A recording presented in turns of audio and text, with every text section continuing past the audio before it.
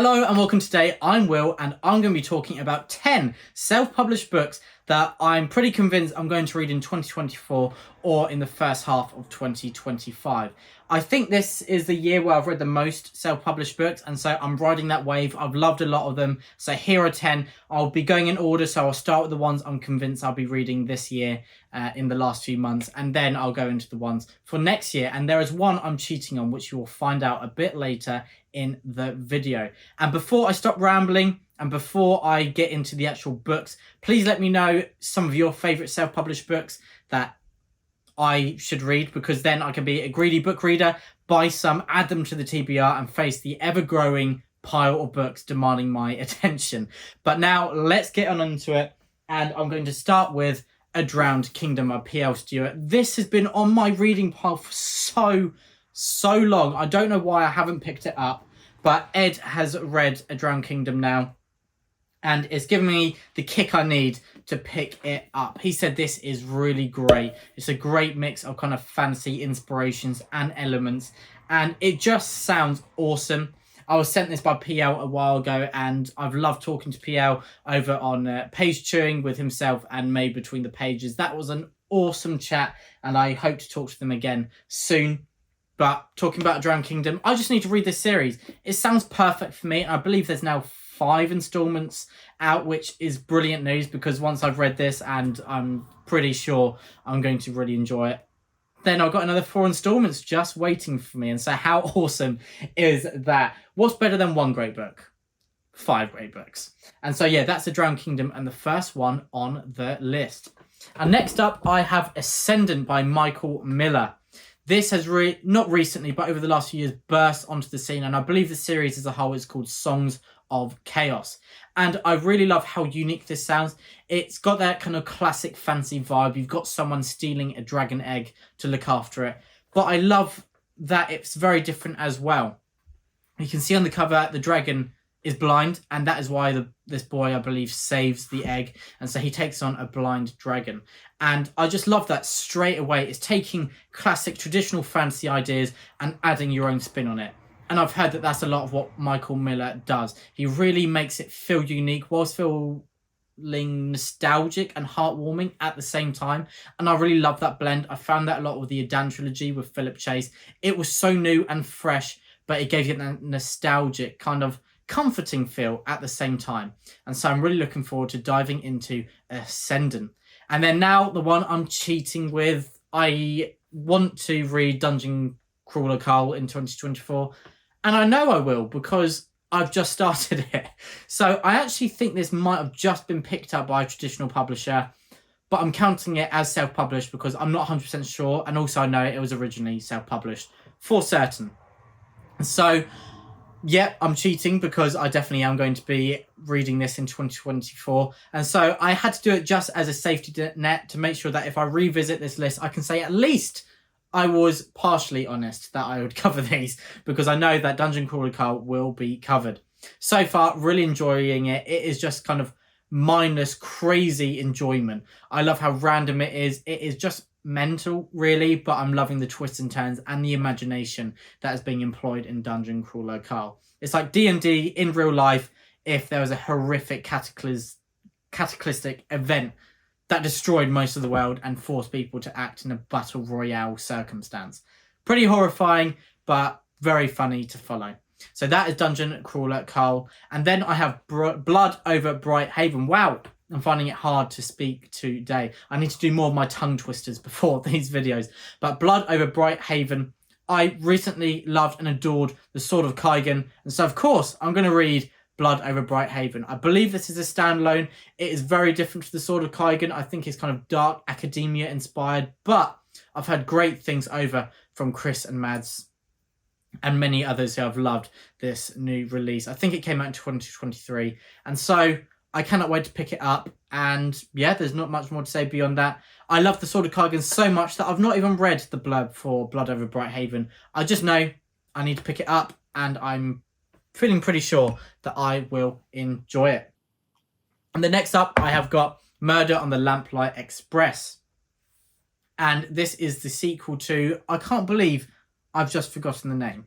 Sorry about that. It is a sequel to Murder at Spindle Manor. So this won the SPFBO award for 2024. And so if you don't know, that's a self-published fantasy book awards where critics and book bloggers all review and read and pass through their favourite self-published books that have been submitted that year. And in the end, this got the highest score. Morgenstern won that award. And so I've really enjoyed it. It is murder mystery in an Agatha-style event where you know there's a murderer and also a twist, you know there's a monster present.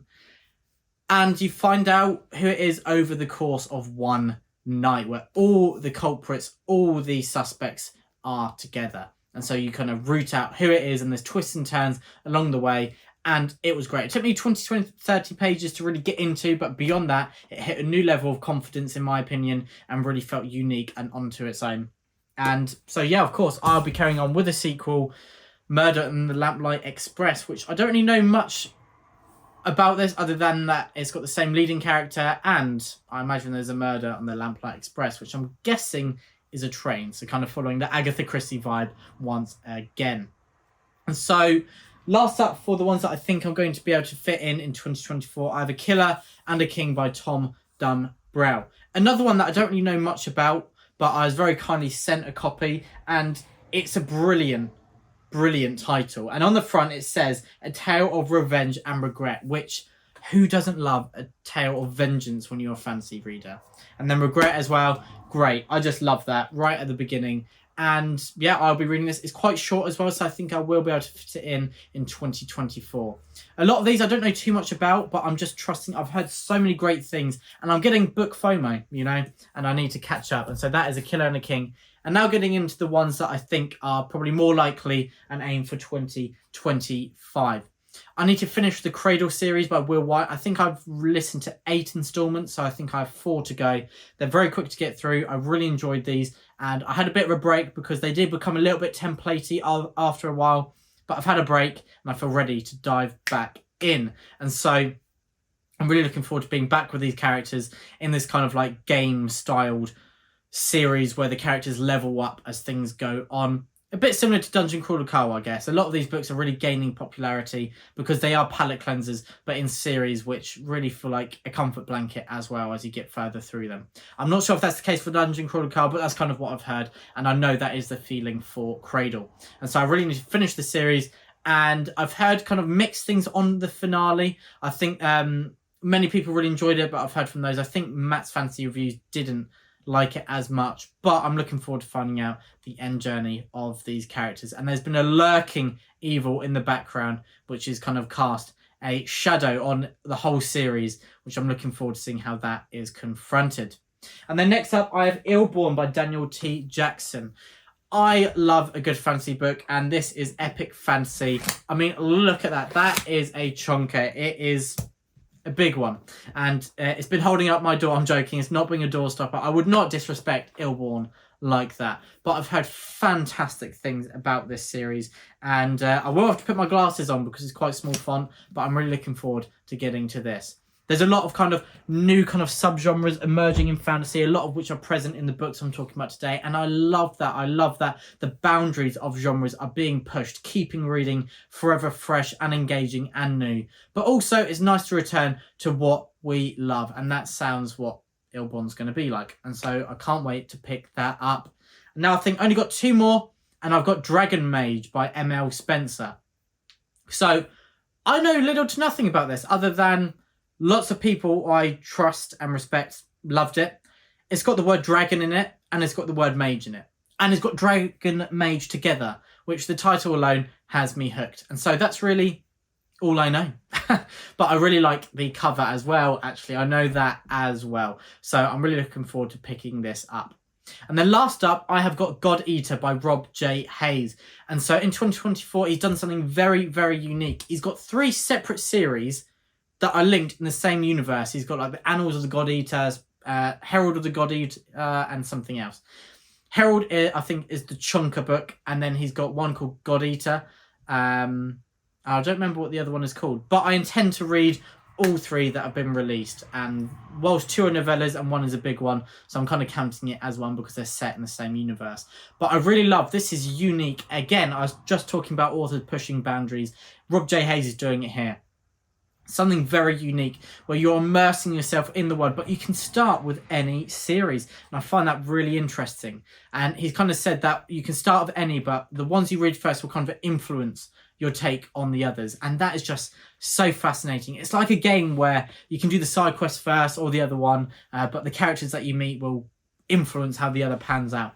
I love that, and so we're going to see it in the book form, and I'm really enjoying kind of seeing how authors are really doing different things in the last few years. And so I will be reading God Eater, I think, in early 2025. But there you go. That is 10 self-published books I intend to read in the rest of 2024 or early 2025.